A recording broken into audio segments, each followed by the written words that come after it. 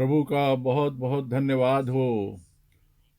और आज की सभा, इस सुबह की सभा हम प्रभु यीशु मसीह के नाम में प्रारंभ करते हैं।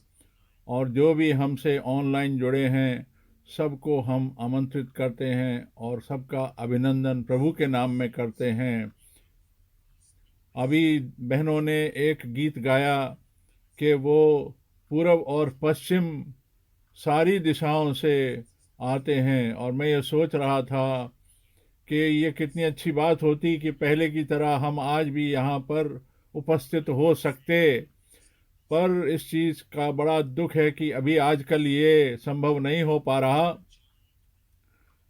पर हम सभी भाई बहनों के साथ आज भी प्रभु के प्रेम में जुड़े हुए हैं ऑनलाइन सारे संसार में इस समय भी, और सच्चाई के संदेश को सुन पा रहे हैं। और ये सच्चाई क्या है? ये हमारा प्रभु और उसका वचन ही सच्चाई है। आकाश और पृथ्वी टल जाएंगे पर हमारे प्रभु का वचन कभी नहीं टलेगा। प्रभु ने जब वो पिलातूस के सामने खड़ा था तब उसने इस बात की गवाही दी कि वो इस संसार में इसलिए आया कि इस चीज को वो साबित कर सके। और उसने कहा जिनका संबंध सच्चाई से है, जो सच्चाई की संतान है, सच्चाई के वंश हैं, वही मेरी बातें सुनेंगे। जो सच्चाई से संबंध रखते हैं वही मेरी बात सुनेंगे, प्रभु ने कहा।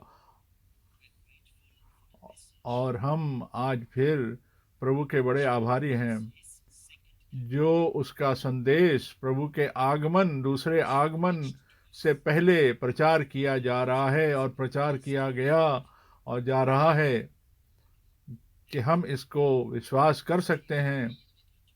और ये हम पर प्रकट किया गया, इसका प्रकाशन हम पर प्रकट हुआ।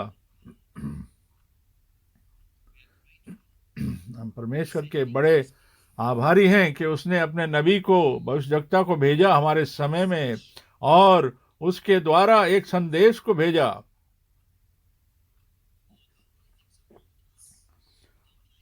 और जो आज हमारे चारों ओर हो रहा है हमें पसंद तो नहीं है, पर ये विश्वास है, हम ये विश्वास करते हैं कि प्रभु आज सुबह भी हमारी अगुवाई करेगा। और मैं वचन पढ़ना चाहूंगा शुरू में।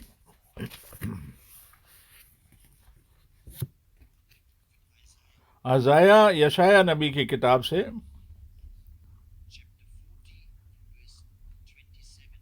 यशाया 40 और 27।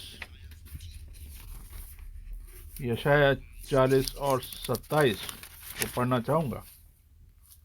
वहां क्या लिखा है? हे याकूब, तू क्यों कहता है कि इज़राइल, तू क्यों बोलता है मेरा मार्ग यहोवा से छिपा हुआ है? मेरा परमेश्वर मेरे न्याय की कुछ चिंता नहीं करता। क्या तुम नहीं जानते? क्या तुमने नहीं सुना? यहोवा जो सनातन परमेश्वर और पृथ्वी भर का सृजनहार है, वो ना तो थकता है न श्रमित होता है। उसकी बुद्धि अगम है। वो थके हुओं को बल देता है और शक्तिहीन को बहुत सामर्थ्य, कुव्वत देता है। तरुण तो थकते हैं और श्रमित हो जाते हैं, और जवान ठोकर खाकर गिर जाते हैं। परंतु जो यहोवा की बाट जोते हैं, वे नया बल प्राप्त करते जाएंगे और उकाबों के समान उड़ेंगे, और वे दौड़ेंगे और श्रमित ना होंगे और थकित ना होंगे।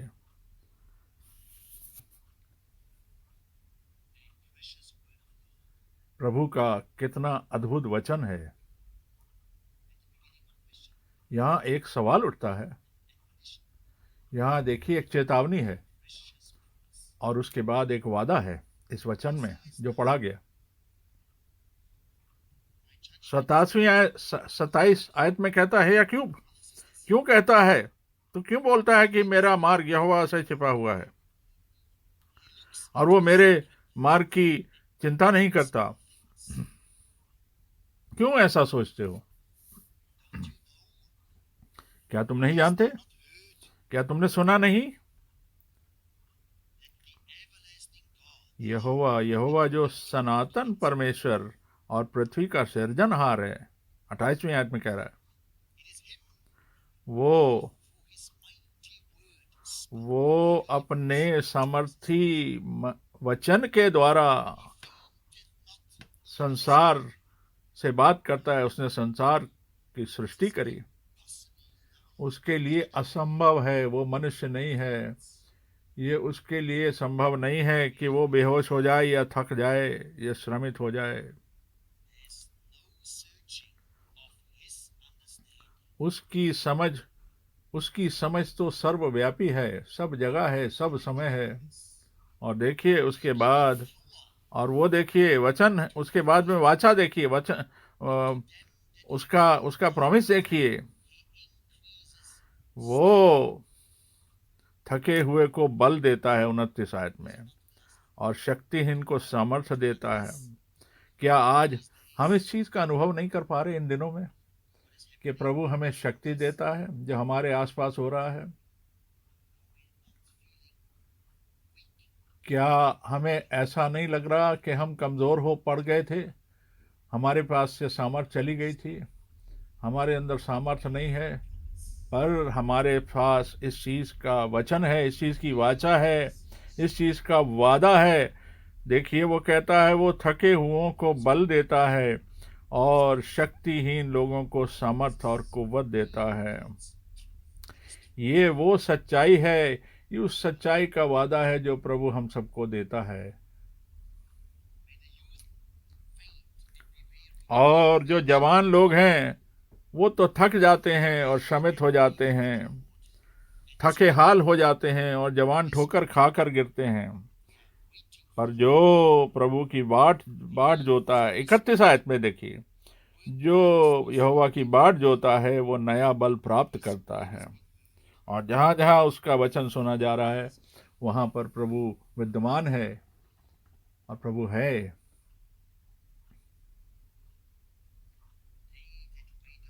जो यहोवा की बाट जोते हैं वो नया बल प्राप्त करेंगे और उकाबों के समान उड़ेंगे। वे दौड़ेंगे पर थकेंगे नहीं, चलेंगे पर श्रमित ना होंगे।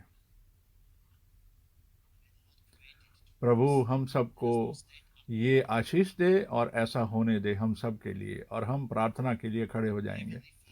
हमारे आसमानी पिता, हम तेरा धन्यवाद करते हैं कि तेरा अनुग्रह हम पर हुआ और तूने हमारे साथ वफादारी निभाई है। और हम तेरे वचन के लिए तेरा धन्यवाद करते हैं जो तूने नई वाचा का लहू हमको दिया। और हम इस चीज़ को मानते हैं प्रभु, इसका इकरार करते हैं कि तू हमारे पास, हमारे साथ अब मौजूद है, वर्तमान है। और आज वो शक्ति देने के लिए तू हमारे पास मौजूद है। हम बाट जोते हैं प्रभु, हम जानते हैं कि प्रभु तेरे से कुछ भी छुपा नहीं है, पर तू ही है प्रभु जो हम सबको ये आशा देता है, ये बल देता है और ये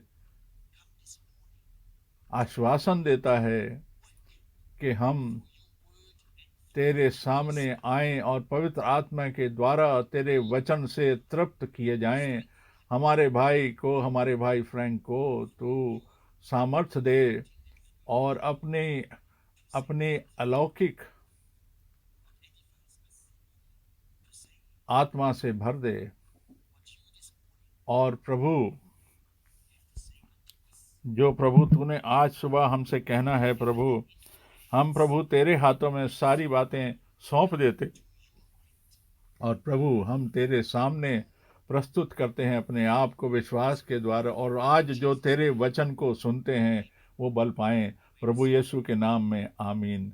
अब भाई फ्रैंक।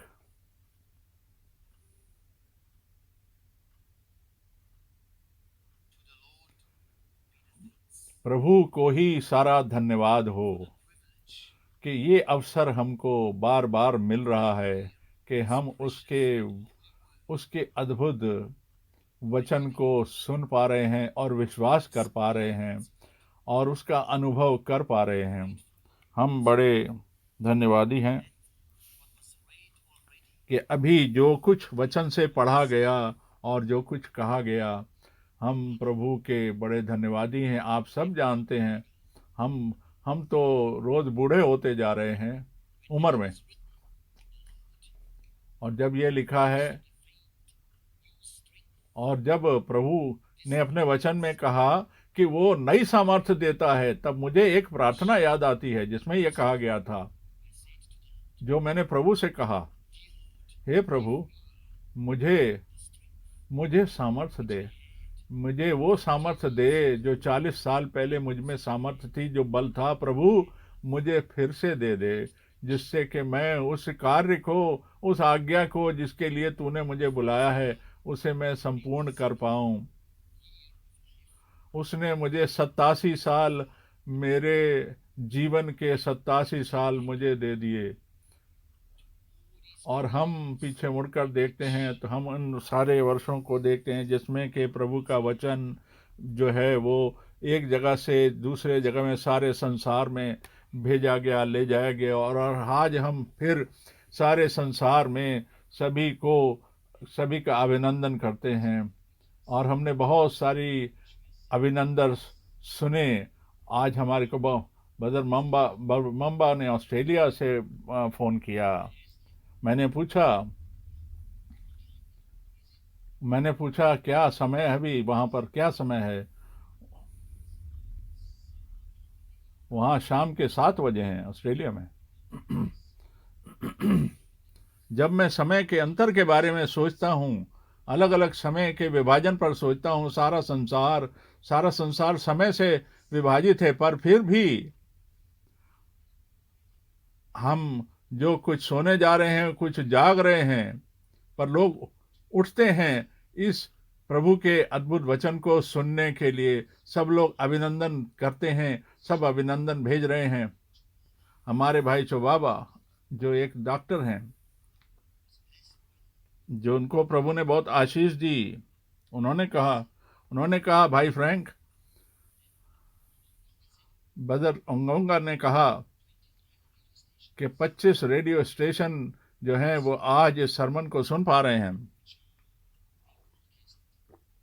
ये सब जगह से ये अभिनंदन आ रहे हैं। जोहान्सबर्ग से, पटोरिया से आ रहे हैं, एडमंटन से आ रहे हैं, ओटावा से आ रहे हैं, मॉन्ट्रियल से आ रहे हैं, टोरंटो से आ रहे हैं, ब्रदर जॉन बुखारेस्ट से भेज रहे हैं, ब्रदर टाटी ब्रसल्स से भेज रहे हैं। सारे लोग अभिनंदन भेज रहे हैं। ब्रदर मिलो जर्मनी से भेज रहे हैं।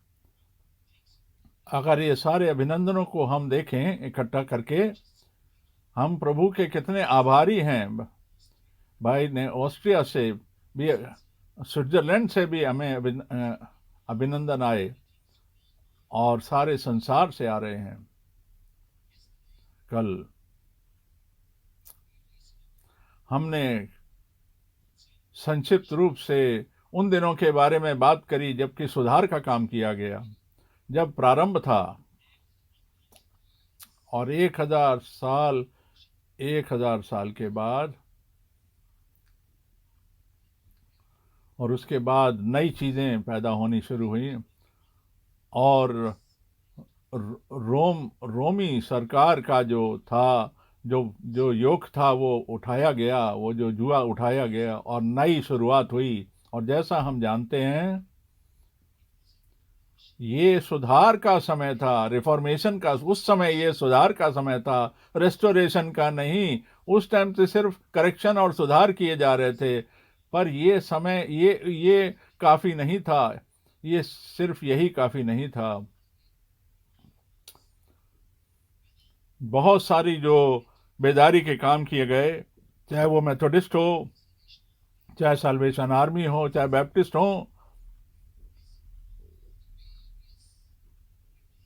ये बहुत सारी जो बेदारी के काम किए गए, सुधार के काम किए गए इन 500 सालों में, और पेंटिकोस्ट के रिवाइवल तक इन लोगों ने जो शिक्षा जो थी वो सारी रोमी सरकार की शिक्षा को साथ लेकर चले, और ट्रिनिटी के यानी तीन तीन परमेश्वरत्व, तीन व्यक्तित्व वाले परमेश्वर के बारे में प्रचार करते रहे, और आज भी वैसे ही कर रहे हैं। पर इस समय देखिए, इस अनुग्रह के समय में, जो अंत का अनुग्रह का समय जिसमें हम रह रहे हैं, कि ना केवल सुधार बल्कि यहाँ पर बहाली यानी कि वापस संदेश को, शिक्षा को उसी हाल में वापस ले जाने का वचन और संदेश जो हम इस समय में, इस काल में सुन पा रहे हैं, ये सुधार का वचन नहीं है, ये बहाली का वचन है। ये पवित्र आत्मा के अभिषेक के द्वारा हम इस शिक्षा को प्राप्त कर पा रहे हैं, इस शिक्षा को सुन पा रहे हैं, जो कि प्रेरितों की उत्तम और आरंभिक शिक्षा थी। और आज अगर हम देखें कि ये जो कोरोना की जो कहानी चल रही है,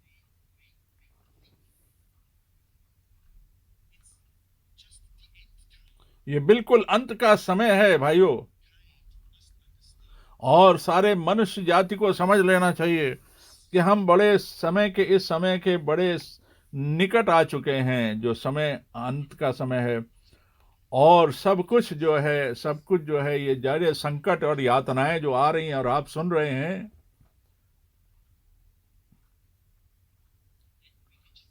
हम ये कह सकते हैं, हम बार बार ये कह सकते हैं जो हमारे प्रभु ने कहा था, जब तुम ये सारी चीजें घटित होते हुए देखो, इन सब चीजों को होता हुआ देखो।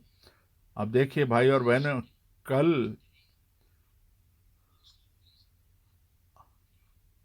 अब देखिए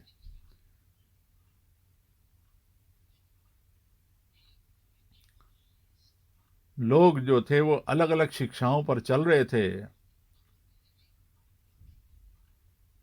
और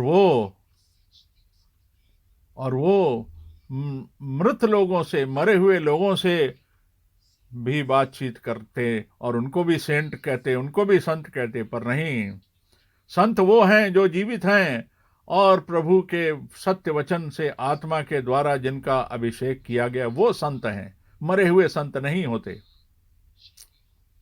और हम उसके जैसे पवित्र होंगे। इसलिए यूहन्ना 17:17 में प्रभु ने कहा कि अपनी सच्चाई से उनका अभिषेक कर, उनको पवित्र कर, क्योंकि तेरा वचन ही सत्य है, तेरा वचन ही सच्चाई है और सिद्ध है। और जब मैं पिछली सदी के बीच को देखता हूं कि किस प्रकार से बड़े बड़े प्रचारकों ने और शिक्षा देने वाले लोगों ने प्रभु के बारे में बात करना शुरू किया, और उन्होंने परमेश्वर के बारे में बातचीत करनी शुरू करी, और उन्होंने ऐसा कहना शुरू कर दिया, ऐसा न्याय देना शुरू कर दिया कि प्रभु जो है वो केवल के उसका वो क्यों केवल एक पुरुष के जैसा उसका हम संबोधन करते हैं, स्त्री के जैसा उसका संबोधन क्यों नहीं करते, उसको मेल क्यों कहते हैं, उसको फीमेल क्यों नहीं कहते, क्यों बाइबल में ऐसा नहीं लिखा?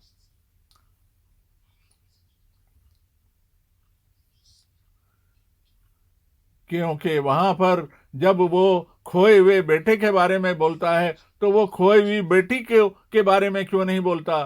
क्यों वो बार बार एक मैस्कुलिन यानी कि पुरुष की तरफ ही बार बार संबोधन करता है वचन, क्यों वो एक स्त्री और लड़की की तरफ संबोधन नहीं? इस प्रकार की शिक्षा लोगों ने बोलनी और फैलानी शुरू कर दी।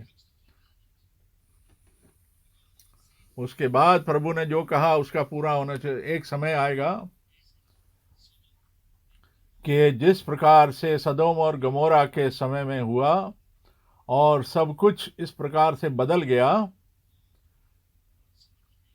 प्रभु ने अपने प्राकृतिक रूप में, और विवाह जो है वो एक ऐसी संस्था है जिसको प्रभु ने नियुक्त किया शुरू से ही, और उसने पुरुष और स्त्री को बनाया और कहा तुम दोनों आपस में मेल से रहो और आगे बढ़ते जाओ और संतान उत्पन्न होगी और तुम पर आशीष होगी। आज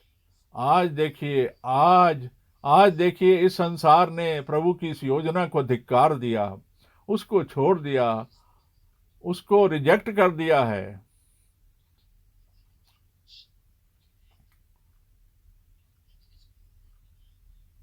अब देखिए आज क्या हो रहा है, आज संसार में क्या हो रहा है। इस देखिए इतना सारा कंफ्यूजन है, इतना मतभेद है, और इसी कंफ्यूजन और मतभेद के बीच प्रभु ने अपना वचन फिर से भेज दिया संत समय में, और जो प्रभु के लोग हैं वो ही इस वचन को सुन पा रहे हैं और विश्वास कर पा रहे हैं। और हम पर जो ये जिम्मेदारी है कि हम इस वचन को, कि हम इस दीपदान पर इस वचन को रखें,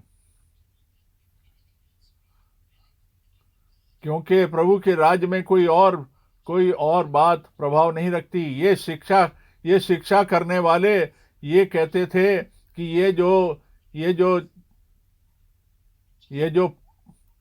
5 अधिकारों की जो शिक्षा है, यानी कि जो 5 फोल्ड मिनिस्ट्री है, इसके बारे में भी वो शिकायत करते हैं। और वो इस निष्कर्ष पे पहुंचे कि वो पौलुस जो था वो स्त्रियों से नफरत करने वाला था, क्योंकि वो स्त्रियों को मना करता था। और पर उनको ये नहीं पता कि प्रभु ने एक सिस्टम, एक तरीका अपनी कलीसिया के अंदर में रखा है। और आज भी वो संस्था जो प्रभु ने नियुक्त करी, आज भी वो वचन में पाई जाती है। एक आयत हम यहाँ पढ़ेंगे जो मैं यहाँ पढ़ना चाहूंगा, जिसके बारे में मैं कहूंगा। दूसरा तिमोथी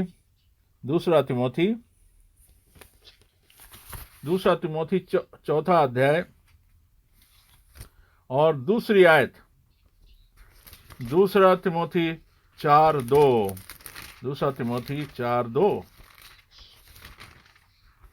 वचन का प्रचार करो। वचन का प्रचार करो।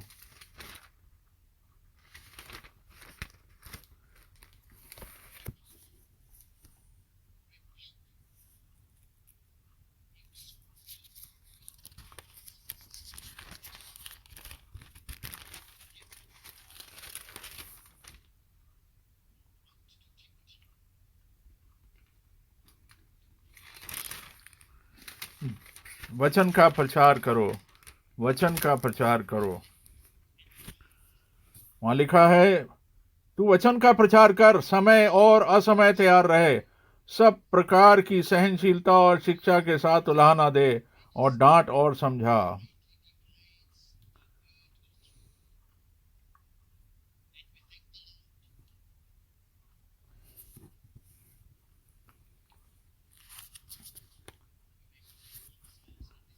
और ऐसा होने दे प्रभु कि हम अपने आप को इस वचन में पाएं।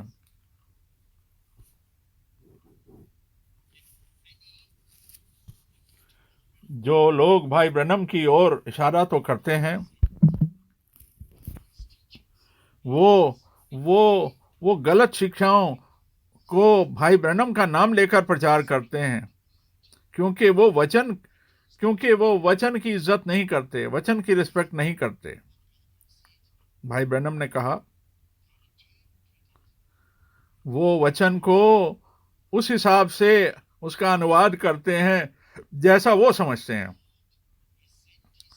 हमको ये पता है कि प्रभु ने अपने सेवक और प्रचारक को और भविष्यद्वक्ता को हमारे पास भेजा ये वचन लेकर,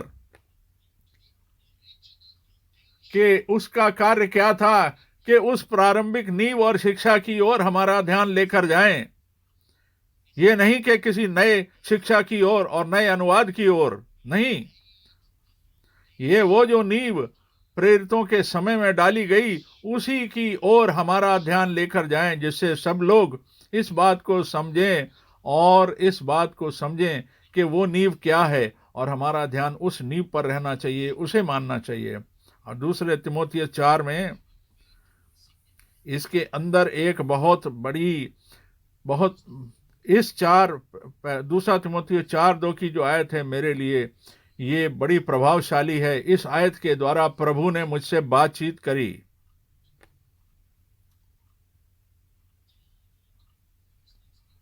और मेरे मेरे लिए ये एक ऐसा, जब पहली बार मुझसे पूछा गया 7 गर्जनों के बारे में, उन्होंने कहा कि 7 गर्जन के बारे में हमें बताओ। मुझे यही कहना था, मुझे नहीं पता, मैं कुछ नहीं जानता, क्योंकि ये तो लिखा ही नहीं है। 7 गर्जन जब लिखा नहीं तो मैं कैसे बताऊं। और मैंने उनको शुभ रात्रि बोल के उनसे उनसे छुट्टी ली, मैं उनसे चला गया। और अगली सुबह सुबह ही जब मैंने अपनी घड़ी पे देखा 5 बजने को 5 मिनट थे, तब प्रभु ने मुझसे कहा, बड़ी ऊंची आवाज में प्रभु ने कहा, मेरे सेवक उठ उठ और दूसरा तिमोथियो 4 को पढ़, मैं तुझसे बात करूंगा उस वचन के द्वारा। मैं क्या करता, मैं उठा और मैंने बाइबल ली और बाइबल लेकर पढ़ी। उसने कहा मैं प्रभु के सामने कहता हूं कि ये कहा उसने कि वचन का प्रचार कर। एक समय आएगा जब वो अपने कानों की खुजली के कारण खरा उपदेश न सह सकेंगे, पर वो अपनी अपनी अभिलाषाओं के अनुसार बहुत से उपदेशक बटोर लेंगे। पर तू सब बातों में सावधान रहे, और ये आत्मिक बुलाहट है, तू वचन का प्रचार कर, कुछ और प्रचार मत कर। क्यों, केवल वो वचन जो लिखा हुआ वचन है उसका प्रचार कर। और जो सात गर्जनों ने बोला, क्योंकि वो लिखा नहीं है, ये अगर आकाश से भी आज्ञा आ जाए,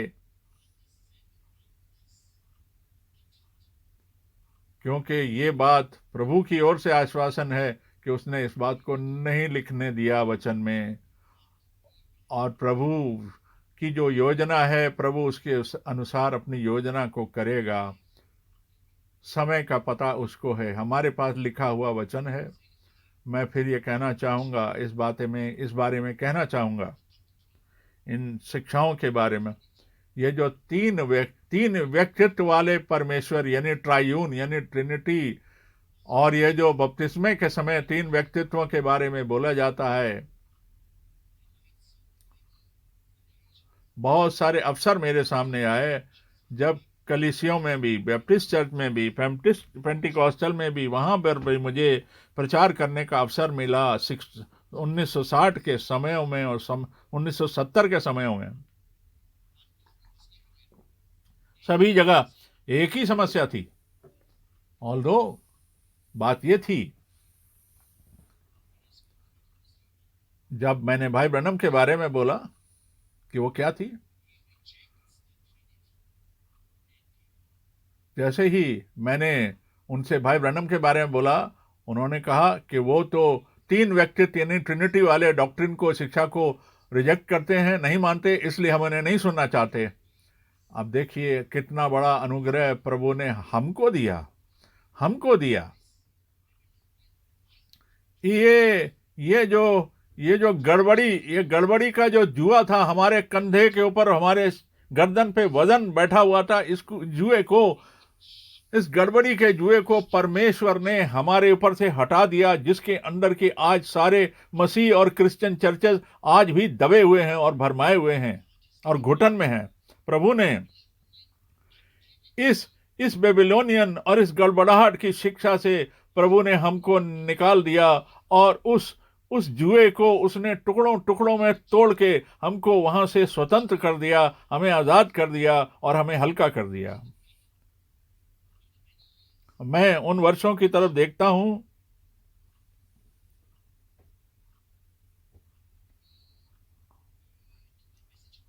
हमने अपने समय के संदेश को सुना। भाई अल्फ्रेड बोग यहां पर हैं। 65 बार हमारे देश में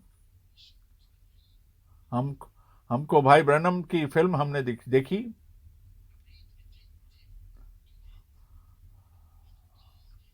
हमारे को उस चीज की तरफ हमारा ध्यान लगाया गया जो प्रभु ने हमारे समय में क्या किया, और उसने जो पेंटिकॉस्टल लोगों का जो मुख्यालय है, जो मुख्यालय है, वहां पर भी हमने देखा, वहां पर भी हम प्रभु के इस वचन को देना चाहते थे। मैं अपने पास ये फोटो लेकर आया हूं। ये जानते हैं इस फोटो के बारे में, इस चित्र के बारे में हम सब जानते हैं कि जब पिलर ऑफ फायर जो था, वो पिलर ऑफ लाइट जो था, वो भाई ब्रैनम के सिर के ऊपर में एक हाथ के रूप में प्रकट हुआ। और जब बातों के बीच में हम बात कर रहे थे कि हम ये बात कर रहे थे प्रभु ने हमारे समय में क्या किया, तो प्रभु ने कितने अद्भुत तरीके से इस बात को प्रकट किया। भाई अल्फ्रेड बोग मेरे साथ थे, भाई पॉल स्मिथ मेरे साथ थे, भाई रूस मेरे साथ थे, और हम ये सारी चीजें वहां बातें कर रहे थे और देख रहे थे, बता रहे थे। ये फोटो को जैसे ही मैंने निकाला, मैं अपने सूटकेस से निकाला, मैंने उन्हें दिखाया, मैंने कहा भाइयों ये देखिए, ये एक चीज की गवाही है, ये प्रूफ है। अब मैं क्या बताऊं आपको,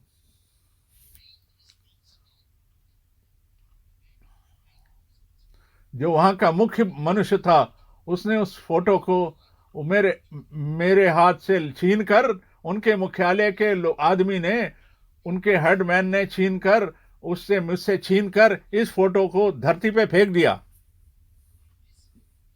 और उसने कहा इसलिए क्योंकि ये जो जिसको तुम प्रभु का सेवक कह रहे हो, इसने परमेश्वरत्व को, जो तीन व्यक्तित्व का परमेश्वर था, इसको रिजेक्ट कर दिया। ये किस प्रकार का श्राप इन लोगों के ऊपर आने वाला है। आप देखिए, जो लोग इस प्रकार की सोच रखते हैं उनके ऊपर कौन सा श्राप आने वाला है। क्योंकि देखिए, वो क्लेम तो करते हैं कि उनको आत्मा का बपतिस्मा मिल गया। अगर मुझे ये सारा अनुभव ना हुआ होता, और वहां पर करीब 100 लोग अलग अलग भाषाओं में गा रहे थे, प्रभु की प्रशंसा कर रहे थे, पर कोई शिक्षा ही नहीं थी वहां। तो अभिषेक तो लग रहा था, पर शिक्षा नहीं थी, शिक्षा गायब थी। और यहां पर प्रभु ने मुझसे कहा था, 2 तिमुथियुस 4:2 में, समय असमय में तैयार रहना और वचन का प्रचार करना और लोगों को शिक्षा देना वचन की। और मैं रिकॉर्डिंग कमरे में आया, और जब लोग बाइबल स्कूल में आते थे तो वहां पर उनको बाइबल स्कूल में अपने नाम लिखवाने पड़ते थे। और वहां नीति वचन 8:22 से 24 तक लिखा है कि मसीह, मैंने भाई से पूछा कि ये पढ़ें मेरे लिए, जिनको बुरी तरह से इस्तेमाल किया जाता है, गलत तौर पर इस्तेमाल किया जाता है।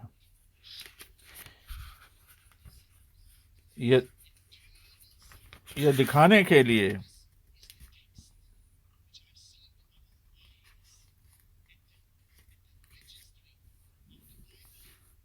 और ये इस बात को समझाने के लिए, उनको इस बात को समझाने के लिए इसका इस्तेमाल किया जाता है। और भाई लोग इस वचन को पढ़ेंगे। यहोवा ने, नीति वचन 8:22, यहोवा ने मुझे काम करने के आरंभ में वरन अपने प्राचीन काल के कामों से पहले उत्पन्न किया। मैं सदा से वरन आदि से ही पृथ्वी की सृष्टि से पहले ही ठहराई गई हूं।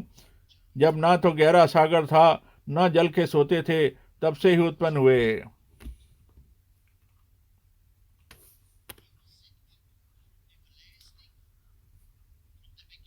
बाईसवीं आयत में कह रहा है, प्राचीन काल के कामों से उसने उत्पन्न किया, और मैं सदा से ही वरन आदि से ही पृथ्वी की सृष्टि से पहले से ही ठहराई गई हूं। जब ना तो गहरा सागर था और ना जल के सोते थे, तब से ही मैं उत्पन्न हुई।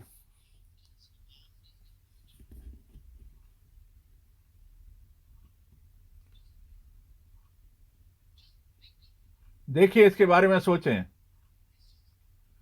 सुलेमान, जो सबसे बुद्धिमान व्यक्ति कभी भी उत्पन्न हुआ, कभी भी पैदा हुआ, वो नए नियम में कह रहा है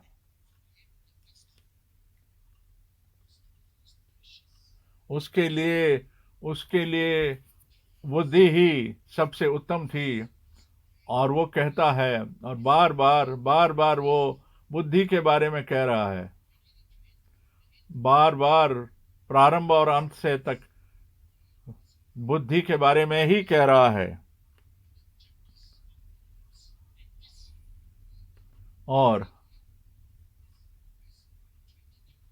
22वीं आयत को दोबारा पढ़ें, नीति वचन 8:22, यहोवा ने मुझे काम करने के आरंभ में वरन अपने प्राचीन काल के कामों से भी पहले उत्पन्न किया। उसने अपने सब कामों से पहले मुझे उत्पन्न किया। यहां पर विजडम यानी कि बुद्धि, यानी नॉलेज के बारे में कहा जा रहा, यहां बेटे के बारे में नहीं कहा जा रहा। और मत्ती 28, यहां पर जो लोग ये बात के प्रूफ करने की बात कर रहे हैं कि मनुष्य का पुत्र यानी प्रभु का जो बेटा यानी प्रभु यीशु मसीह, वो अनंत काल से, आरंभ काल से प्रभु ने उसको वहां पैदा किया। इस आयत को लेकर के वो इस बात से जोड़ना चाहते हैं, पर ये नहीं जानते यहाँ पर नीति वचन का लिखने वाला सुलेमान जो बुद्धिमान व्यक्ति है, वो यहाँ पर बुद्धि के बारे में बात कर रहा है, विजडम के बारे में बात कर रहा है। वो परमेश्वर के पुत्र के बारे में बात नहीं कर रहा। यहां बुद्धि के बारे में, पर याहवे जो है,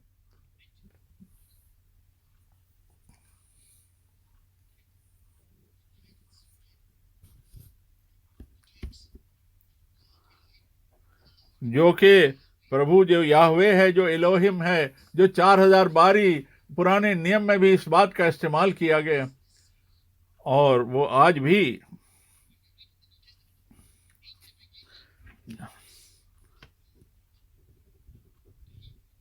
और यहाँ पर यूहन्ना 1:1 में भी हम देखते हैं कि आदि में वचन था। आदि में वचन था। किसका वचन था? जो वचन बोलने वाला था वो कौन था? वो परमेश्वर था। वो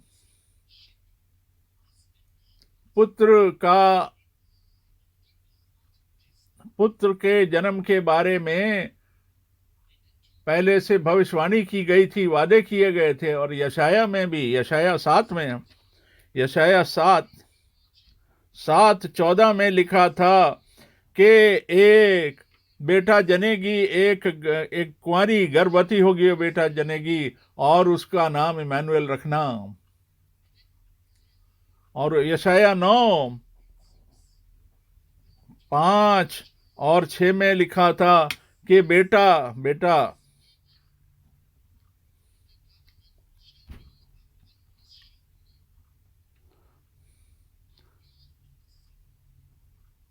बेटे का जो पैदाइश है, उसका जो जन्म है, वो बैतलहम में हुआ। वो अनंत काल में, वो स्वर्ग में नहीं हुआ बेटा पैदा।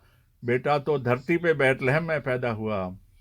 इसीलिए बैतलहम को बोलते हैं कि वो हाउस ऑफ ब्रेड है। बैतलहम हाउस ऑफ ब्रेड है, यानी कि जो जीवन की रोटी है वो बैतलहम नगर में पैदा हुई। बेटा पैदा हुआ धरती पर। भाई और बहनों, जब मैं सोचता हूं इन सारी बातों के बारे में, जब मैं सोचता हूं, तो यहां पर जो खास अड़चन थी वो ये थी, भाई ब्रैनम के बारे में जो अड़चन थी लोगों को, कि वो परमेश्वर का भेजा हुआ तो है, पर उसको हीलिंग की गिफ्ट भी मिली।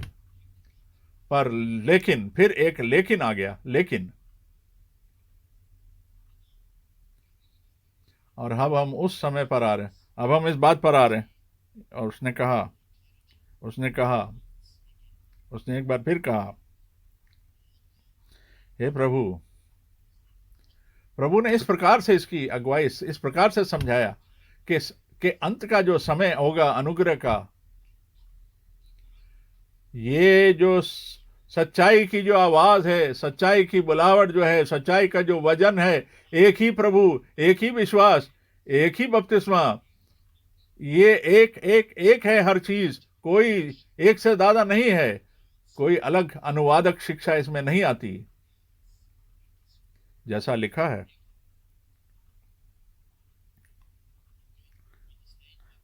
आप मेरे दुख को समझ सकते हैं, मेरे कष्ट को समझ सकते हैं। मैं सोचता हूं, एक ऐसे अनुभव को मैं सोचता हूं, और मैं मॉस्को के बारे में, कि वहां पर भी लोगों को किस प्रकार का अनुभव, कि वहां का जो बैप्टिस्ट का जो शिक्षक था, वो इस सरमन को सुनकर इतना ज्यादा प्रभावित हो गया। उसने बोला कि आपको इस हमारी यूनिवर्सिटी में आना चाहिए, और हमारे शिक्षक गणों से, हमारे सारे स्टूडेंट से आपको बात करनी चाहिए थी। और मैं वहां गया, और मैं वहां जाकर मैंने उद्धार के मार्ग का प्रचार किया। और वहां पर, और उसके अंत में, और उन्होंने बोला कि अब हम आज से ये मानते हैं परमेश्वर सिर्फ एक है, और परमेश्वर 3 व्यक्तित्व यानी ट्रिनिटी के बीच में परमेश्वर नहीं है, परमेश्वर केवल एक है, उसका एक ही व्यक्तित्व है, एक ही परमेश्वर है। और ये बहुत जरूरी बात है। और आज भाइयों, जो प्रचार करते हैं, जो शिक्षक लोग हैं, आपकी जो है वो हीलिंग मीटिंग हो, प्रेज हो, सब कुछ हो, पर जो शिक्षा है, जो बाइबल की जो शिक्षा है, वो ये है विश्वास के बारे में, बपतिस्मे के बारे में। ये जो दूसरों ने इसको धिक्कार दिया, रिजेक्ट कर दिया, नकार दिया, और जो अपने रीति रिवाजों में ही फंसे रह गए,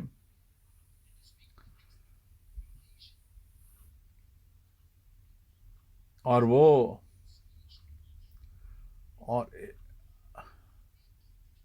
एक तो इनकी माता है आत्मिक रूप से, और आत्मिक तौर से बाकी उनकी बेटियां हैं। और आज वो सारे डिनोमिनेशन चर्च, वो सारे सांप्रदायिक कलीसियाएं अपनी माँ के पास, जिसने ये संप्रदाय और गलत शिक्षा फैलाई, आज उसके बारे में वो वापस जा रहे हैं। पर इस समय में भी प्रभु की अपनी कलीसिया है, और प्रभु अपनी कलीसिया को और प्रभु अपने लोगों के लिए इस कलीसिया को सिद्ध कर रहा है। और इफिसियों 1:13 में क्या लिखा है? इफिसियों 1:13 में देखिए क्या लिखे हम। इफिसियों 1:13 में देखिए क्या, इफिसियों 1:13।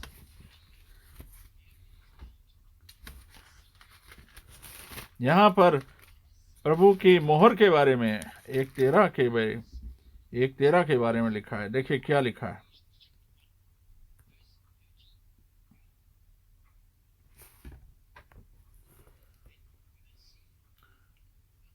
इफिसियों 1:13 में देखिए लिखा है,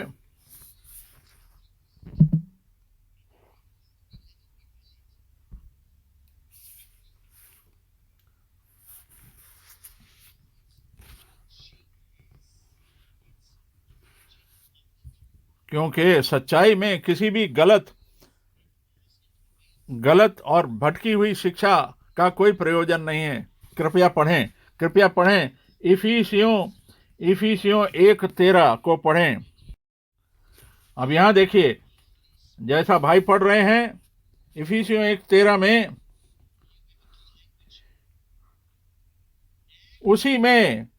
उसी में तुम पर भी, जब तुमने सत्य का वचन सुना और जो तुम्हारे उद्धार का सुसमाचार है, और जिस पर तुमने विश्वास किया, और प्रतिज्ञा किए हुए पवित्र आत्मा की तुम पर छाप लगी। यानी कि तुम उस प्रतिज्ञा की हुई आत्मा के द्वारा तुम्हारे ऊपर छाप लगी।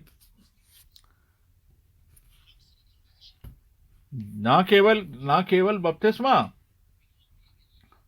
हम बगैर बपतिस्मे के विश्वासी नहीं हो सकते, और आत्मिक बपतिस्मे के द्वारा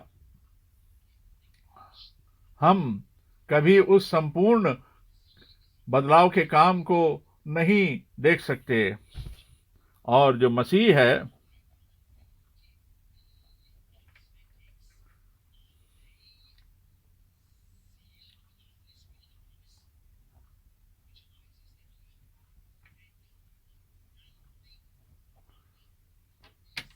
देखिए, बहुत सारे लोग जो क्लेम तो करते हैं कि वो पवित्र आत्मा के बपतिस्मा पाए हुए हैं, पर जो जो अपने आप में क्लेम तो करते हैं पवित्र आत्मा का बपतिस्मा पाए, पर उन पर सिद्धता के लिए पवित्र आत्मा की छाप नहीं लगी, पवित्र आत्मा की छाप नहीं लगी। भाई बहुत आपका बहुत धन्यवाद, हम आपका बहुत धन्यवाद करते हैं। यहाँ लिखा हुआ है, मत्ती 7 में भी लिखा है, बहुत सारे उस दिन मेरे पास आएंगे और कहेंगे, प्रभु प्रभु, हमने तेरे नाम से भविष्यवाणी नहीं करी? क्या हमने चमत्कारिक कर्म तेरे नाम से नहीं किए? ये जितने भी पेंटिकॉस्टल और कैरिस्मेटिक ग्रुप हैं, ये सब आकर उसे कहेंगे, ये सारे इन बातों की तरफ ध्यान बुलाएंगे कि मिरेकल हो रहे हैं और भविष्यवाणियां हो रही हैं, सारा कुछ हो रहा है। पर जिसके पास प्रतिज्ञा का वचन नहीं है कि आज प्रभु क्या कर रहा है, ये दोनों चीजों का होना जरूरी है। और संतान होना और जो आत्मा है, ये तीनों चीजों, और जो प्रतिज्ञा किए हुए संतान है, वो उन प्रतिज्ञाओं को मानते हैं जो वचन में है, तभी वो उन प्रतिज्ञाओं के में सील किए जाते हैं, मोहर लगाई जाती है पवित्र आत्मा के द्वारा। ये तीन चीजों का होना एक साथ बहुत जरूरी है। अब हम इस बात को हम समरी करेंगे, इसको हम देखेंगे जो हमने अभी तक बोला क्या है।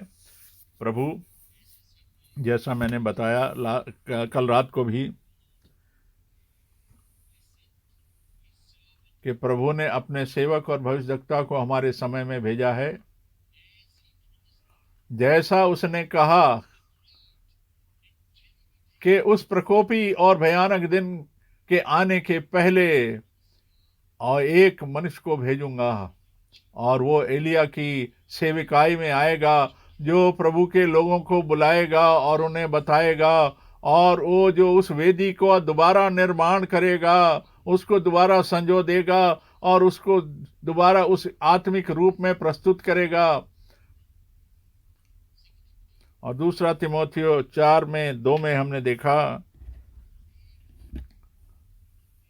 कि हर चीज जो है वो सही प्रकार से पाई जाती है, और परमेश्वर के वचन में और प्रभु की शिक्षाएं, हम प्रभु का धन्यवाद करते हैं कि इस सेवकाई के लिए जो भाई ब्रनम के द्वारा प्रभु ने भविष्यवाणी की सेवकाई दी। जब कोई ऐसा होता है जिसने इस सेविकाई को समझा और पहचाना प्रारंभ से ही, और इससे जुड़ा हुआ है कि प्रभु ने किस प्रकार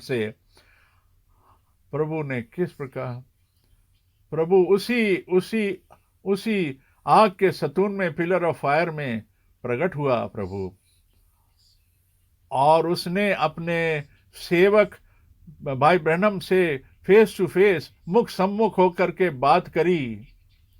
और हर बार ये इस बात का प्रकाशन हुआ कि एक भविष्यद्वक्ता के रूप में उनको बताया गया कि ये कौन है और कहाँ से आया गया है, इसके अंदर कौन सी बीमारी है। ये सब प्रभु के द्वारा अपने सेवक पर प्रकट किया गया, प्रकाशन दिया गया। मैं एक मीटिंग में बैठा था, मैं दूसरी या तीसरी लाइन में बैठा था, मैंने खुद अपनी आंख से देखा, मैंने सुना भी, और सारे टेपों पर भी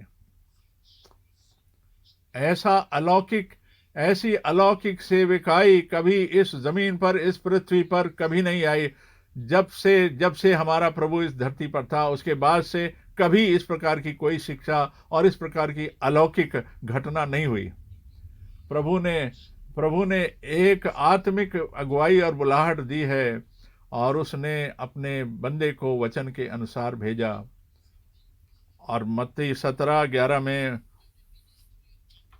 मत्ती 17:11 में कि एलिया का आना आवश्यक है, और आकर के सारी बहाली को पूरा करना। और आज हम कह सकते हैं, आज हम इत्मीनान के साथ कह सकते हैं कि हमारे सामने आज ये वचन सिद्ध हुआ और पूरक हुआ और कंप्लीट हुआ, और जिस प्रकार से आज्ञा दी गई थी उस आज्ञा के अनुसार ये जो संदेश है, ये प्रभु के दूसरी आगमन की तैयारी करेगा। हम ये कह सकते हैं कि आज हमारे सामने, आज हमारे सम्मुख, आज हमारे बीच में ये वाला वचन पूरक हुआ और सिद्ध हुआ, कंप्लीट हुआ, फुलफिल हुआ। और आज का जो आखिरी, जो खास जो डॉक्ट्रिन और शिक्षा है आज जो है, वो ये है कि प्रभु के बारे में, परमेश्वर के व्यक्तित्व के बारे में, बपतिस्मे के बारे में, विश्वास के बारे में, प्रभु भोज के बारे में, इन सारी शिक्षाओं के बारे में आज हमको जो शिक्षाएं मिली हैं, हमने सीखी हैं, वो हमें उस शिक्षा की ओर लेकर जा रही हैं जो पुरानी शिक्षा थी, आरंभ की शिक्षा थी। जैसा हमने जैसा कल रात कहा, एक बार भी कभी भी अनंत काल के पुत्र के बारे में, या ट्राइयून गॉड, या तीन व्यक्तित्व वाले परमेश्वर के बारे में बाइबल कहीं नहीं बताती है। और प्रभु तो कल, आज और युगान युग एक सा है।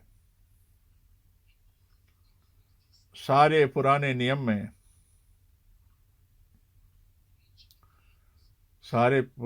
में जो प्रचार किया गया, हम जो प्रचार पुराने नियम में किया गया भविष्यवक्ताओं के द्वारा, नए नियम में हमने देखा कि वो सारा का सारा प्रचार सिद्ध हुआ और कंप्लीट हुआ और पूरक हुआ। इसलिए हम जानते हैं कि परमेश्वर जो था वो पुत्र में, प्रभु यीशु मसीह में था, और इसके द्वारा, उस लहू के द्वारा उसने पाप रहित दुनिया का अपने साथ दोबारा मिलन करा लिया, अपने बेटे के, प्रभु यीशु के उस बलिदान रूपी, उस बलिदान के लहू के द्वारा। और वो अपने लहू को लेकर ही उस महापवित्र, अति पवित्र स्थान में उसने प्रवेश किया, अपने स्वयं अपने लहू को लेकर, और उसने ले जाकर उसने उस सिंहासन पर, उस वेदी पर रख दिया, और उस जो वाचा का संदूक था उसके ऊपर उसने रख दिया, और उसके द्वारा हमारे गुनाह जो थे वो हमारे गुनाह माफ किए गए।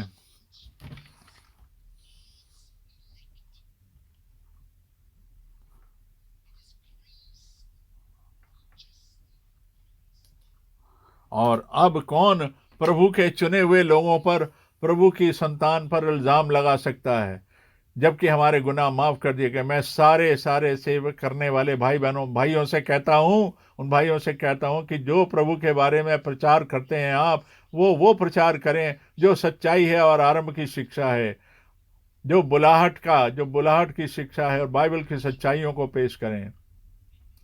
और सभी लोग, और जो प्रभु के लोग हैं, और जो प्रभु के लोग हैं, वो उसके वचन को सुनते हैं, उसकी आवाज़ को सुनते हैं। मैं फिर कहना चाहता हूँ, एक बार फिर मैं फिर कहना चाहता हूँ, ये वो समय है, ये बाहर बुलाहट का समय है और तैयारी का समय है, कि हम केवल गड़बड़ी की शिक्षा से केवल बाहर ना आ जाएं, बल्कि अपने आप को उसके लिए तैयार भी करें, और उस योग को तोड़ दें, उतार दें, और नए योग को पहन लें जो प्रभु का है, नए जुए को पहन लें जो प्रभु का है और हल्का है, वजनदार को उतार दें, फेंकें, और उसके अनुग्रह के द्वारा हमारा नया जन्म, नया जीवन होता है। और ये जो प्रभु का जो वचन है, जो कि वचन बना, इसी प्रकार से जो प्रभु के जो मेमने की जो दुल्हन है, वो प्रभु का वचन बन जाती है, जो हमारे अंदर बोया गया। और जिस प्रकार परमेश्वर का आत्मा मरियम के ऊपर आता है, जिसने के प्रतिज्ञा के वचन को सुना और उस पर विश्वास किया, और उसके द्वारा मनुष्य का पुत्र पैदा हुआ, परमेश्वर का पुत्र पैदा हुआ। और उसी प्रकार से हम भी, जब हम उस प्रतिज्ञा के वचन को सुनते हैं और ग्रहण करते हैं, तो पवित्र आत्मा हम पर काम करता है, और हमारे अंदर वो पवित्र आत्मा एक नए आत्मिक जीवन को उत्पन्न कर देता है। हम एक नए आत्मिक जीव बन जाते हैं। और यूहन्ना इसके बारे में कहता है, पहला यूहन्ना 5:11 में वो कहता है, जिसके पास पुत्र है उसके पास अनंत जीवन है, और जिसके पास अनंत जीवन नहीं है उसके पास, जिसके पास प्रभु का पुत्र नहीं, उसके पास अनंत जीवन भी नहीं। ये देखिए, एक ये जो छोटा सा संदेश आपको मिला, प्रभु इसको इस्तेमाल करे, और लोग इस गड़बड़ी की शिक्षा से लोग बाहर आ जाएं, और इस गड़बड़ की, इस कंफ्यूजन से बाहर आ जाएं, और परमेश्वर के वचन के द्वारा सिद्ध और पवित्र कर दिए जाएं। और उसके बाद फाइनली, यानी अंत में, उस प्रतिज्ञा के वचन के द्वारा, प्रतिज्ञा की आत्मा के द्वारा उन पर छाप कर दी जाए, जब तक कि प्रभु दोबारा ना आए। और एक बार फिर, और भाई से मैं एक बार और कहूँगा कि एक बार फिर तीन आयतें पढ़ें, कि वो जो हमने रोमियो 8 से पढ़ी, रोमियो 8 से पढ़ें, फिर पढ़ें, रोमियो 8 से फिर पढ़ें, 28 से 30। यहां वो कहता है कि हम जानते हैं। तो क्या आप जानते हैं? रोमियो 8:28 से 30 में क्या कह रहा है, देखिए कितनी बहुमूल्य। हम जानते हैं कि जो लोग परमेश्वर से प्रेम रखते हैं उनके लिए सब बातें मिलकर भलाई पैदा करती हैं। किनके लिए? जो परमेश्वर से प्रेम करते हैं उनके लिए, जो उसकी अनुसार, उसकी इच्छा के अनुसार बुलाए गए हैं, क्योंकि उन्हें उसने पहले से जान लिया और पहले से ठहराया भी। यह सच्चाई है, यह आत्मिक सच्चाई है। और उसके कि हम उसके पुत्र के स्वरूप हो जाएं, ताकि वो बहुत भाइयों में पहलौठा ठहरे। जिन्हें उसने पहले से ठहराया भी, बुलाया भी और ठहराया भी और धर्मी भी ठहराया, और जिन्हें धर्मी ठहराया भी उन्हें उसने महिमा भी दी।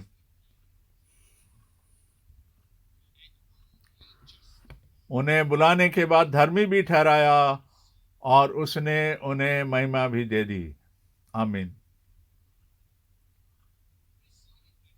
इस बात को जो अभी पढ़ी गई भाइयों, इसको विश्वास के द्वारा ग्रहण करें और मान लें। प्रभु को इस सारी महिमा मिले। हम तैयार कर अब हम भाई अल्फ्रेड बोक के साथ प्रार्थना करेंगे और प्रभु का धन्यवाद करेंगे। यहाँ सामने आ जाए।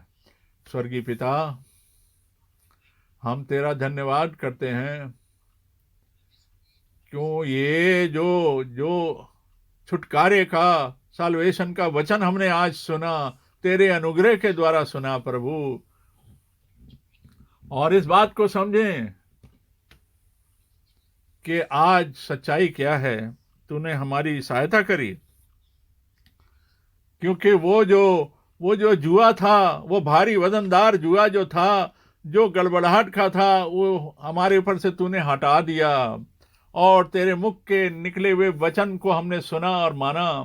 हे प्रभु, तेरा धन्यवाद करते हैं जो तूने हमको दिया गया, और हमें ही नहीं बल्कि सारे संसार के सुनने वालों को दिया गया। हम तेरा धन्यवाद करते हैं। तूने आज हम पर अपनी सच्चाई को बयान किया, प्रकट कर दिया।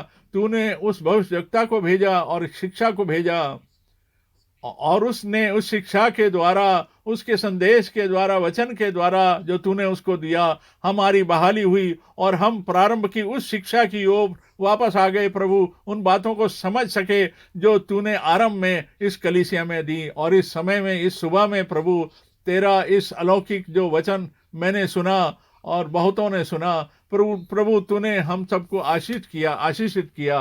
हे प्रभु,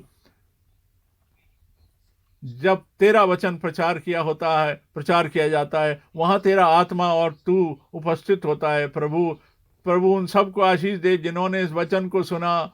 और प्रभु जो तेरे वचन का प्रचार करने वाले सेवक हैं, उनकी सहायता कर। और अपने भाई के लिए भी भाई के लिए भी हम प्रार्थना करते हैं कि तू उनको सामर्थ्य दे। और इस बात को हम प्रभु यीशु मसीह के नाम में मांग लेते हैं। आमीन, आमीन, आमीन। एक अनाउंसमेंट करना चाह रहा हूं मैं भाई फ्रैंक। जैसा कि कल रात को कहा गया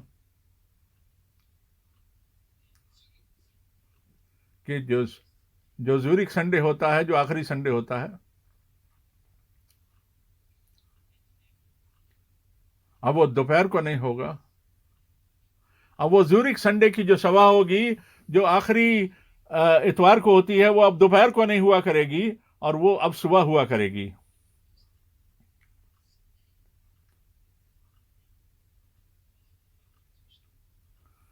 और क्रेफिल से जो हमारी बादस्तूर सभाएं होती हैं सैटरडे और संडे को, वैसे ही होंगी। सिर्फ जो ज़ूरिक की सभाएं जो दोपहर को होती थी, वो अब सवेरे 10 बजे हुआ करेगी।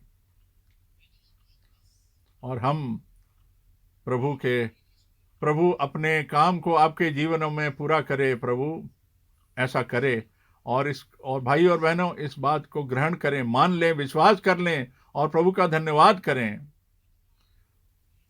कि उसने हमारे जीवनों में क्या किया है। इस बात को ग्रहण करें और उसका धन्यवाद करें। उसके नाम को ही सारे अनंत काल तक हम सबको फिर से, सारे संसार में जो लोग हैं, प्रभु यीशु मसीह के नाम में आप सबका अभिनंदन करते हैं, आपको ग्रीट करते हैं। जब तक हम अगली बार मिलें तब तक के लिए आमीन आमीन।